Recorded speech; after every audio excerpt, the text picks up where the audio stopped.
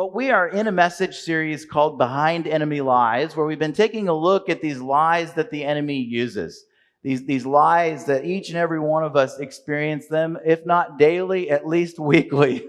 And we've been looking at how do we combat these lies. So we're going to look at the final lie of the series today, and then we're going to wrap up the series next week. And perhaps you're new around Hope and you're wondering, what am I going to get to hear from the lead pastor? Well, I launched the series back at the beginning of June. And one of the things that I love about our church is we have many capable speakers and leaders. So that has given me the opportunity, one, to get a couple of weeks off. But then more important than that, I've had a chance to be working on some things that are coming up for this fall and even beyond. So I've been working hard when you haven't seen me up here on stage. And part of this time is helping us to continue to develop capable speakers. So today's speaker, I want to invite him to come on up.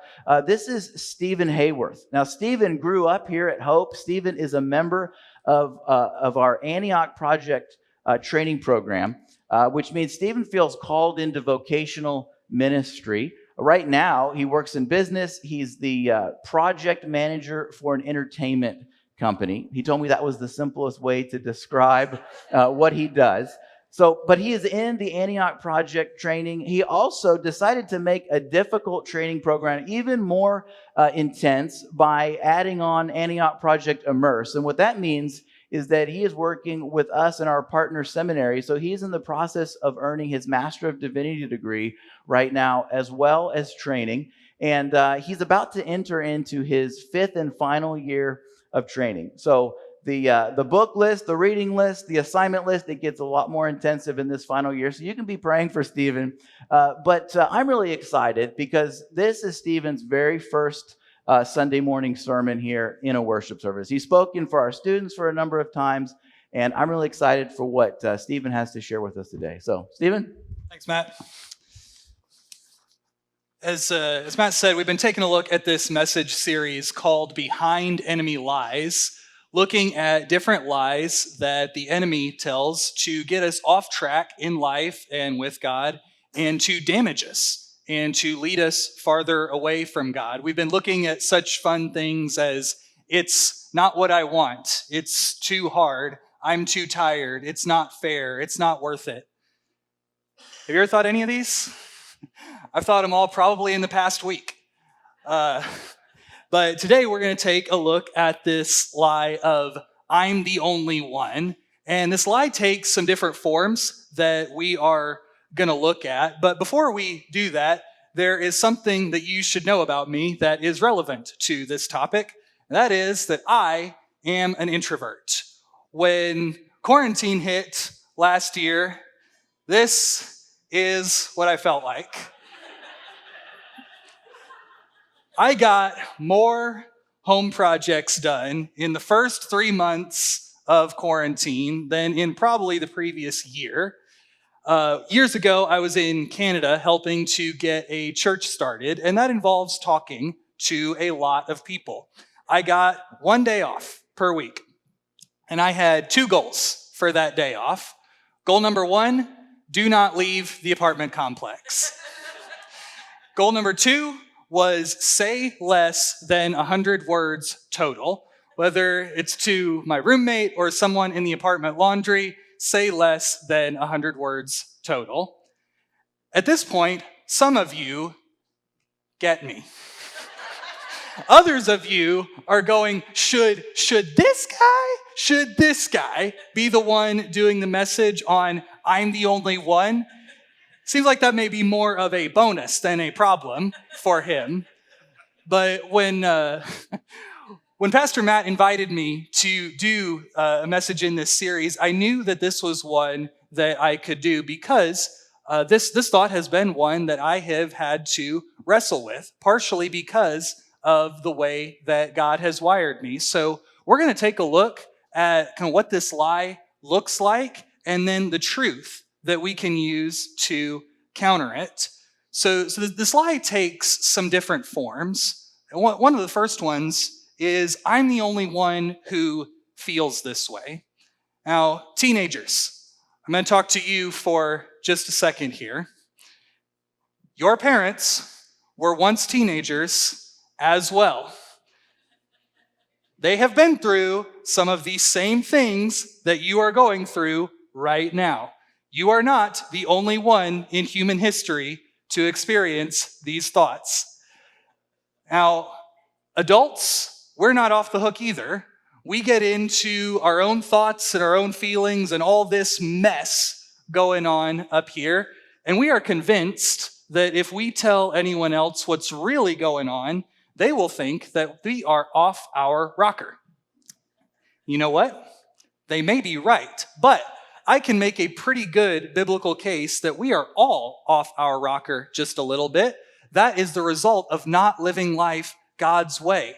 Every single one of us has decided that we are going to rebel against the perfect plan that God has for us, and we have decided that we are going to go our own way rather than following God. We've all done this. Now, or sometimes it's not, I'm the only one who feels this way. Sometimes it's, I'm the only one who struggles with this issue. All of us, as I just said, we've decided that we are not going to follow God. We're going to rebel against him. That takes different forms for each one of us, but there's some common themes to it, whether it's anger or hurting others with our words, or laziness, or lying, or lust, or insecurity. There's all different things that we struggle with. You know, for me personally, I'm on the phone a lot at work. It's actually a little bit of a joke in the office how much I am on the phone. Introvert. But, you know, some of the people that I'm dealing with can be frustrating sometimes, and I have to struggle with this anger and not choosing to respond rightly in those situations. Or sometimes it's, I'm the only one who is in this situation.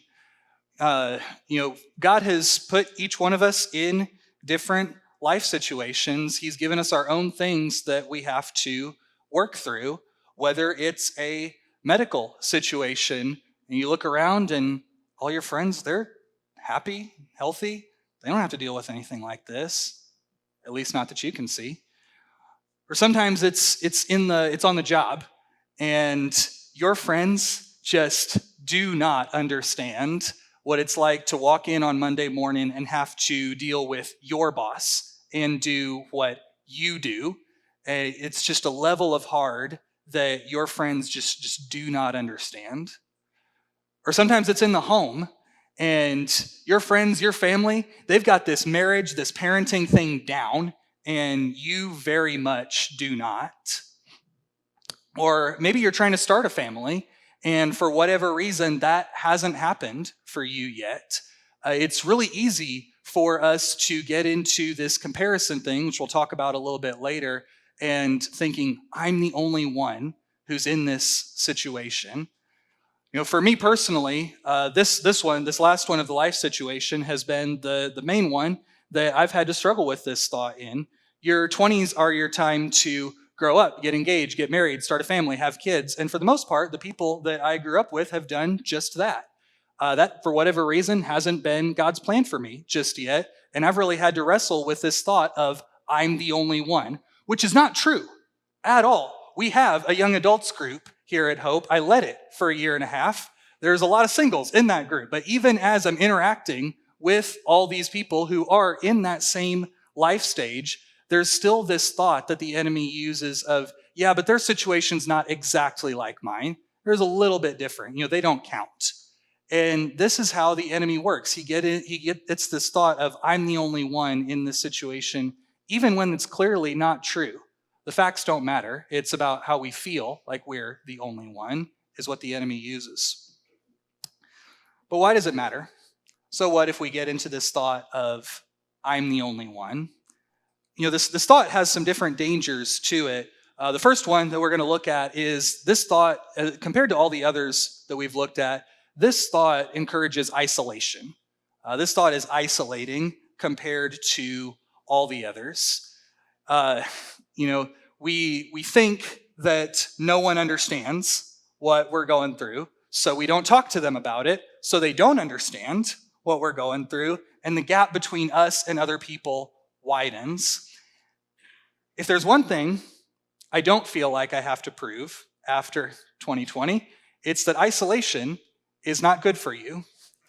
The Bible talks about this. Proverbs 18:1 says, "Whoever isolates himself seeks his own desire. He breaks out against all sound judgment." Now, let's not miss this. This is the King of the universe, the Lord of creation, the one who both wrote and enforces the rules on which reality operates. And he is saying that if we isolate ourselves, we are not just making a bad decision, we are breaking out against all sanity and rational judgment. Let's maybe not do that thing then. Another thing about this thought is that and this goes along with the isolation, we get into deceit. People who really care about us, people who are out for our good, ask, hey, how are you doing? And we put up this plastic mask of everything is fine when everything is very not fine, whether it is a sin issue that you're struggling with or whether it is just a hard circumstance that's going on. We get into telling people who really do care and who really ought to know that everything's okay. And we get into this lying to them. One of our core values, what we call our heart attitudes here at Hope, is to live an open and honest life before others. Ephesians 4:25 says, "Therefore, having put away falsehood, let each one of you speak the truth with his neighbor." Now, this does not mean that we are transparent. The Bible in another place talks about discretion. There's appropriate and inappropriate times to share different things, but it does mean that as it's appropriate, we share what's really going on with those who are close to us, with those who are in our lives. Another effect of this lie is we get into what the Bible calls covetousness or comparison. Covetousness is that feeling of this other person has this thing and you want it. You just know that your life would be enhanced, your life would be perfect if you could just have what this other person has. I've been traveling a lot for work recently, and this is the feeling when you get on the airplane and you walk past all the first class seats.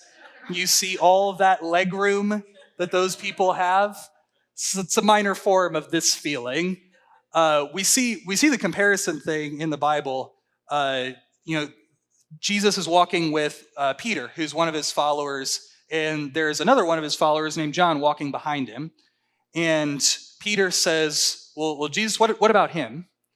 And Jesus says to him, if it is my will that he remain until I come, meaning remain on earth alive until I come back, what is that to you? You follow me. God tells us, you deal with what I've put on your plate. You don't worry. Don't get into comparing yourself to what I've given other people. It's a really short step from, I'm the only one who has this problem. No one else has this problem. I want what this other person has instead of what God gave me. But that's not what God calls us to do. God calls us to deal with what he has put on our plate, not to worry about what he's given others. We also, as we get into this lie, we open ourselves up to further attack from the enemy. This verse has been cited before in this series. 1 Peter 5:8 says, "Be sober-minded, be watchful. Your adversary, the devil, prowls around like a roaring lion, seeking someone to devour." We're going to watch a short clip about some lions that are getting prowly and what that really looks like. This is not in 4K. We're going to watch it on mute. I'm going to narrate a little bit. We're at a watering hole, I believe in Africa. We've got some water buffalo at this watering hole. And some lions are watching them with interest. And you've got these 3 water buffalo that they've already isolated from the rest of the herd. You got 2 bigger ones and a little guy. And lions decide it's lunchtime. These 3 are already isolated. Little guy makes a bad decision. he gets a little more isolated. It's not the end of that clip. We're going to come back to that. But guys, this is what happens. Obviously, we are people, not lions, so these attacks look a little bit different. But the enemy who is attacking us with these lies, he really does want to damage. The Bible says he wants to kill, steal, and destroy. And these thoughts are weapons that he uses to derail us and damage us in our lives. But that's enough about the lie. Let's talk about the truth. The truth is, you are not the only one. God is with you. This is a verse in the book of Psalm. It says, if I ascend to heaven, you are there. If I make my bed in Sheol, you are there. If I take the wings of the morning and dwell in the uttermost parts of the sea, even there your hand shall lead me, and your right hand shall hold me. Throughout all of space and time, God is. God is with us physically. You cannot go anywhere where God is not. God has also experienced everything that we have experienced. You could think of this as being with us, in addition to being with us physically, he's with us mentally and emotionally. Hebrews 4:15, this is verse talking about Jesus, says, for we do not have a high priest who is unable to sympathize with our weaknesses, but one who in every respect has been tempted as we are, yet without sin. God decided that he was going to pay the penalty for what you and I had done wrong. He sent his son, Jesus, to die by crucifixion, which was the cruelest form of punishment that the Romans, who were a very cruel people, could come up with. He did that to pay the price for us. And you would think that that would be enough, but he took it one step further even than that. He didn't just die, he lived. He lived a full life as a man, going through the same struggles, trials, temptations, situations that you and I go through, so that we could know that he knows, really, really knows what it's like. You are not the only one. God is with you.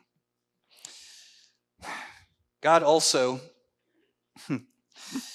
is omniscient, which may seem like a little bit of a left turn, but hang with me for a second.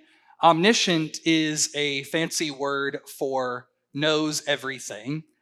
And when I hear that, I tend to hear things like, or think things like, God knows how many stars are in the sky, or God knows what's going to happen tomorrow, which is true. But it doesn't stop there. God also knows on the deepest level possible what's going on up here. God really does understand the situations that you're in. He understands the thoughts and the feelings that are going on up here and down here. And here's another truth. Jesus was the only one. Matthew 27:46 says, and about the 9th hour, Jesus cried out with a loud voice, saying, Eli, Eli, lema sabachthani, that is, my God, why have you forsaken me? At this point, God is putting the weight of sin and wrongdoing on Jesus. All of that is going on to him as he is dying on the cross. And the Father turned his back on the Son, and Jesus knew what it was like to be truly alone. He was the only one. God was not with him. Notice he does not say, my God, why does it feel like I'm the only one? He says, my God, why have you forsaken me? Jesus knew what it was like to truly be the only one. And that is something that you and I will never experience. This verse in Isaiah 41:10, fear not, for I am with you. Be not dismayed, for I am your God. I will strengthen you. I will help you. I will uphold you with my righteous right hand. This is something that I memorized this verse, and I've reviewed it daily for a long time. And it has been a really great help to me. I'd encourage you to memorize it as well. This is how we counter the attacks of the enemy. This is how Jesus countered the attacks of the enemy. We see this modeled in the Bible. And so I would really encourage you to do that. There's also a reason that God has us in this situation. Whatever might be causing you to think, I'm the only one, there is a reason that God is putting you through that. And I don't pretend to know what that reason is. God has his own reasons that we cannot really understand while we're going through it. As we go through it and we start to look back, we may see some pictures, but it's hard to see while you're in it. It's hard to see before you get in it. But I do know this, that we serve a God who is kind, who is loving, who really does want what is best for us. Unlike the enemy who's out to kill, steal, and destroy, God really is out for our good. Romans 8:28 says, and we know that for those who love God, all things work together for good for those who are called according to his purpose. For myself, I've been able to see some of this in my own life situation as I've been in it for longer and as I've been looking back. We have people with kids and families here at Hope who sacrifice greatly to serve others. But there is the raw reality that as a single guy, I just have some flex time that people with families just don't have. My married friends, when they get the question, hey, there's a need here, can you help? They got to go, let me talk to my wife, she's over there, let me check with her and I'll let you know.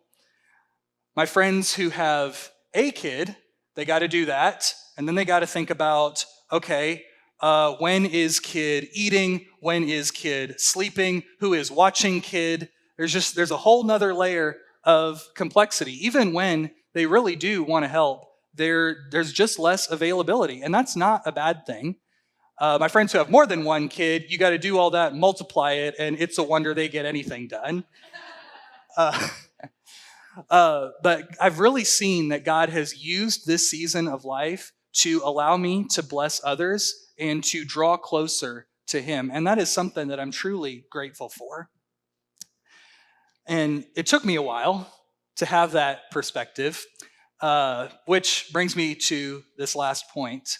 Part of the way I came to this perspective was with conversations with guys who are older and or wiser than I am.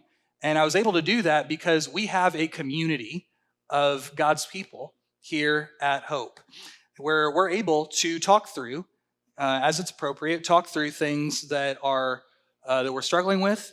And it's also, we're also able to meet each other's needs. This is something that I'm going to define this word community because I say that word and different people hear different things. If you've been around Hope for a while, you may have heard this term Koinonia. It's the Greek word that in the Bible that we translate fellowship. And it's got this sense of reciprocity to it. It's as it's appropriate, you meet the needs, you serve and step up to meet the needs of others. And also as it's appropriate, you receive help as it's needed. And this is something that we see modeled here at Hope. I've been able to see it for a long time. And I actually am going to ask for a show of hands here. I talked about the conversation side of it, but there's also a practical side of this meeting needs thing. And I've seen it in terms of helping people move with home projects, meal after a baby. If you have ever been helped practically by someone in the congregation in an area like that, would you raise your hand? Take a look around and just real fast and see the hands that are raised. See, I knew I could do that because we have established a biblical community here at Hope, which is something that a lot of people just don't have. And that is a real blessing to have. I distinctly remember, this is not something I'll forget anytime soon. It was when COVID hit last year, I was in a small group, which is our primary way of doing community here at Hope. If you're not in a small group, I'd really encourage you to join one. It's a great way to get to know other people and connect with them. But it was our first or second time of meeting online, and we were all trying to figure out this Zoom thing and what was going on. And the group leader said, we're going to do a prayer time for anyone who has either been directly impacted by COVID or who has a family member who has been. And I had taken a pay cut. Everyone at the company I was at the time had taken a pay cut just to help the company stay afloat. But just looking at who else was in the group, I was thinking, I might be the only one. Not even close. This person had also taken a pay cut. This one had been furloughed. This one had a family member in the medical community who was on the front lines. There was a sense of power and help in that time of prayer that is something you just don't get when you choose to isolate. Now, you may be sitting here thinking, helping other people move, that sounds like work. It is. But I guarantee you, it leads to a better life and a connection with God and with others that you're just not going to get if you choose to isolate yourself. We're going to go back to our video clip here. 3 or 4 minutes have passed since the end of the last clip, and the herd has arrived. They are less than thrilled at what has happened to their calf. Their calf is still alive somehow. And the lions, they're still lions, but they're looking around. That's a lot of horns. That's a lot of hooves. That's a lot of body weight. They're suddenly less prowly than they were. The water buffalo are trying to figure out what to do because they're still lions, but someone decides it's time to get things started.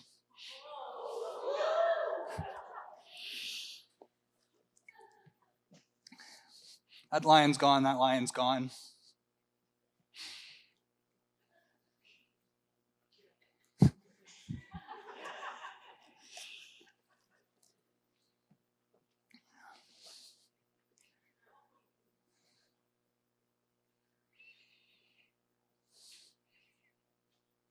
And the herd has reassembled, and they've decided it's time to get their calf back.